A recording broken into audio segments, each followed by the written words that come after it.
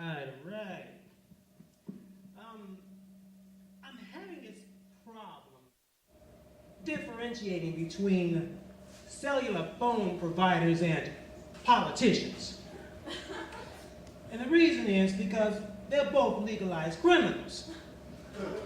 Now, to help you understand what I'm talking about, a politician, if he wants something from you, may take you on a free cruise, or buy you season tickets to your favorite sports team. Bears, Bulls, Blackhawks, Cubs, White Sox, Notre Dame, Illinois. Or donate money to your favorite charity, the Big L White I Need a New Car Foundation. Please. You've seen my car, you wouldn't be laughing about this. Now, they call that lobbying. Now, on the other hand, just the other day, I was thinking of getting rid of my cell phone provider, and they knew it, because the phone rang. Mr. White, if you renew with us for another year, I got this phone that takes pictures, it's got internet downloading, and free roaming for only $325.95. You must be on dope and dog food. I mean,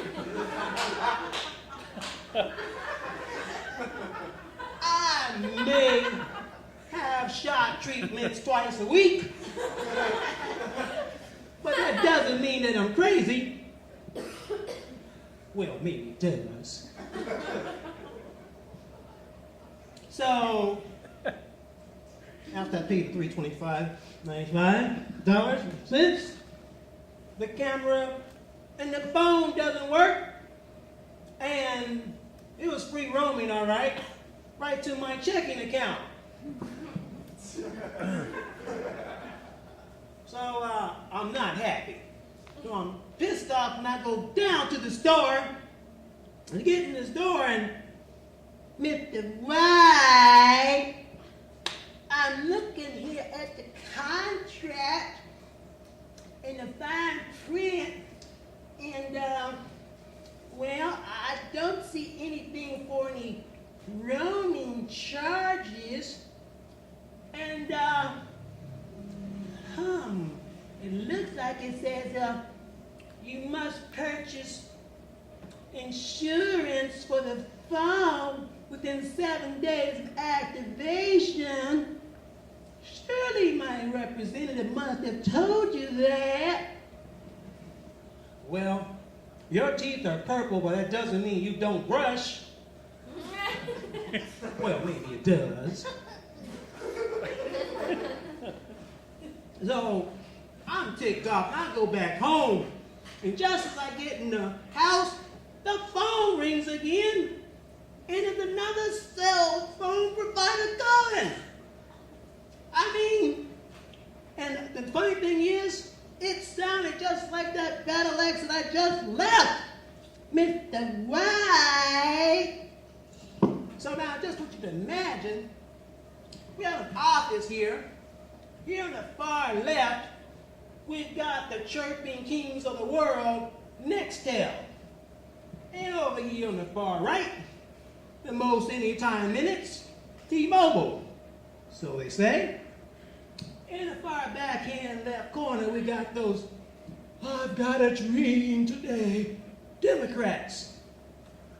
And finally, here in the far right corner, we got those, well, America, well, we may not have found weapons of mass destruction, but don't call us stupid. Republicans. Now, at the end of the day, they're going home, and you see this huge sign up on the building that says, Preparation H. Let's stick it to them good, and then send them to Iraq. Now, I want you to know, in my profession, I have to do a lot of research. consequently, many times I find myself walking to the library. Now, recently I was approaching, and I'm almost there, and I hear this sound. Woo,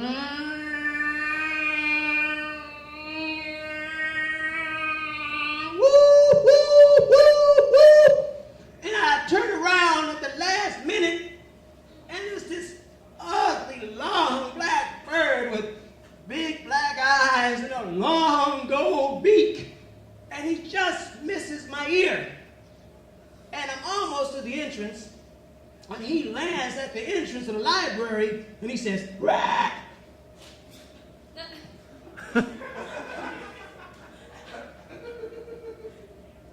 Now, I don't speak bird, at least not the last time I checked my degree, but it didn't take me long to translate that means you're behind his mind. So I got by him, and I got done in the library, and I'm on my way home, and I was thinking to myself, just a coincidence. It couldn't happen again in another year, just imagination. And all of a sudden, there comes that sound again.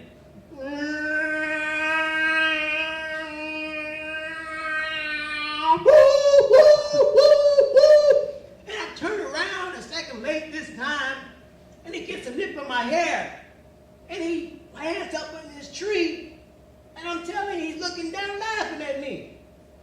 And I start thinking that he's thinking that either my hair is some new millennium type of earthworm or black licorice. So he does this when I'm going and coming for about 4 days. Now, dudes and girlies, I'm a Christian, so I don't believe in that reincarnation crap of coming back to life as something else. But I began to wonder if that bird could be maybe some loser that I beat on a playing field, or some girl that maybe I had a misunderstanding with. So, on the 5th day, as I'm approaching, I get stopped by this old homeless dude. "Young man, I've been watching you, and I think maybe you should talk to the bird and apologize for what you've done." "You must be crazy." Instead, I got myself this small tree, and I was ready. Let him come now.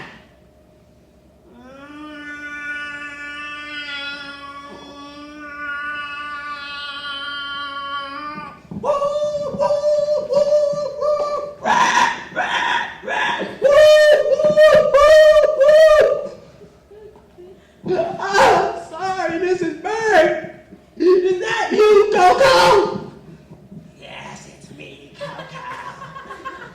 I'm gonna teach you a lesson for standing me up at the front. Oh, you got to understand. I was a little bit shy back then. I mean, you had big eyes and a long nose.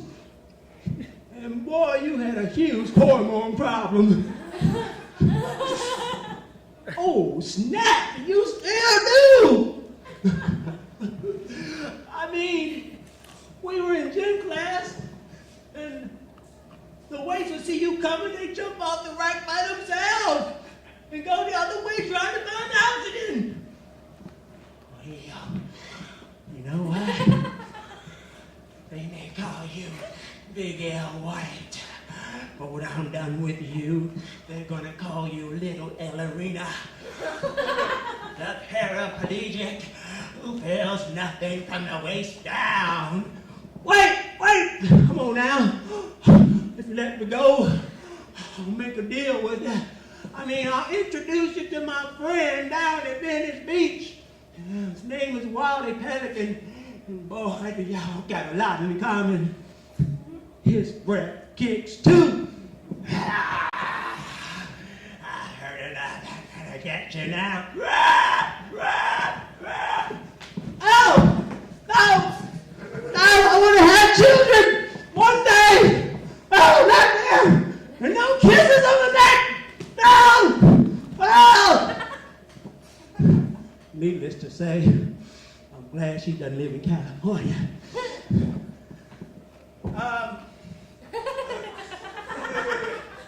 Thank goodness I wasn't born here. I was actually, speaking of which, you, crazy lady, where did you grow up? In San Francisco. San Francisco? Okay. What's your name, by the way? Victoria. Victoria? Nah, so easy. Well, you know, Victoria, I too grew up in a very metropolitan area in Illinois. That's right, on a farm with a population of 7. That's right. You know, the closest people to us were on the curve of the earth. That's right. All 7 of them. And, you know, we had a county store, and we only called it a county store because those were the only people in the area that could count. Now, you should know I had a lot of love growing up. Tough love, you know what I'm talking about? I'm talking about the butt whoopings, the barbed wire torturings, and some switches. Now, on this farm, we had all of the regular animals, horses, and cows, and chickens, and some sheep. But we only had one wild animal. That was my mom. I mean, my mom was a wild woman. She would brand those horses with one hand, with her cigarette.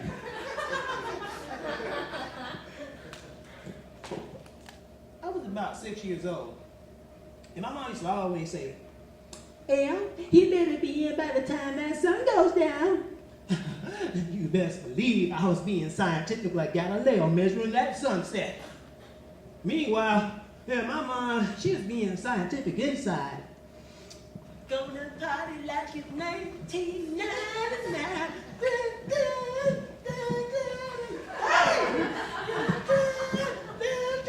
Go ahead, Princey. Ellery, Devon White, you better get your narrow behind home. Ooh. My mom had a voice that could echo throughout the San Fernando Valley. I mean, she didn't need a phone. I mean, I was hanging out with my buddy Theophilus, whose house was 3 miles away, and we heard her. I mean, my mom had a voice that could curdle the milk inside of a cow, or turn it from white to chocolate.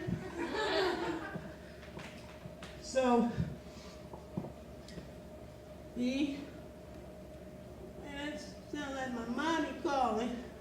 You know, maybe you wanna, El, I'll walk you home, except for the last time I walked you home late, your mommy gave me a new tattoo.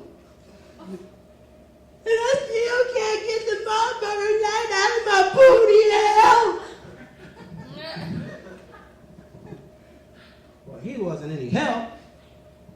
So I turned to his dad.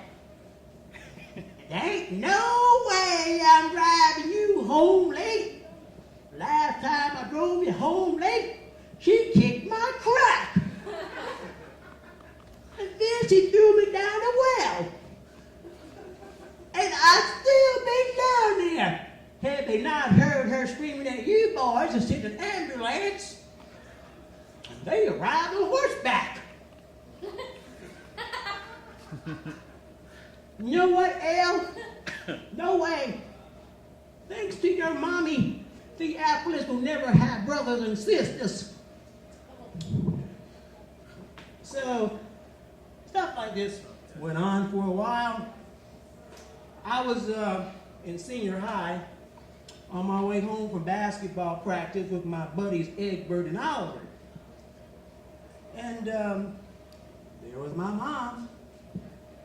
Hey, honey, come give me a big hug. Now get on back there and give me something to beat you with and pull down your britches. What's this baseball bat? Go get me that bicycle chain.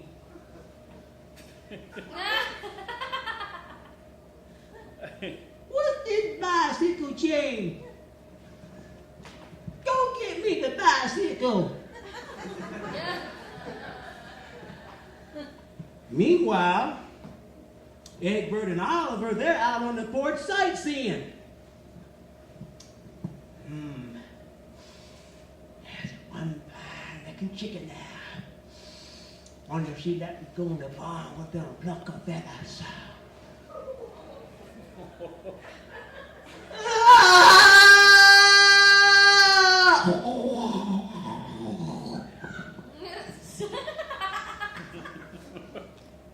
You think we should go in and help him?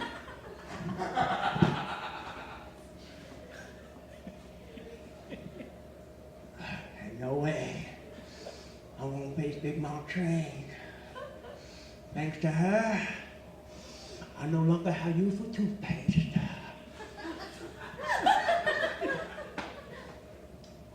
That would explain all the bad odors that have been coming out your mouth. I thought you just had a hormone problem.